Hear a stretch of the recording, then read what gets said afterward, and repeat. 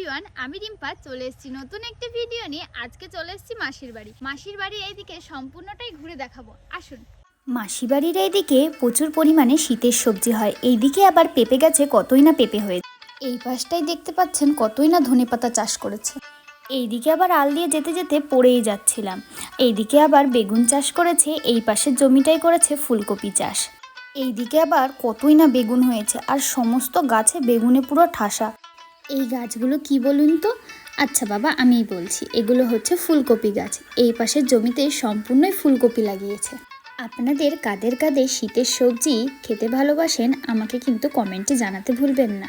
হ্যাঁ, আমার চ্যানেলটিতে সাবস্ক্রাইব করে আমার পাশে থাকবেন আরও নতুন নতুন ভিডিও দেখার জন্য। এইদিকে আবার বাঁধাকপির চাষ হয়েছে, অনেকটা জুড়েই দেখুন বাঁধাকপি লাগানো হয়েছে।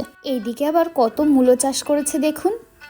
রাস্তা দিয়ে যেতে যেতে এই শাকগুলো দেখতে পেলাম। এগুলো বলুন তো কী শাক? এগুলো হচ্ছে মেথি শাক। এই ক্ষেতটাই আবার কতই না নানান রকমের শাক হয়েছে।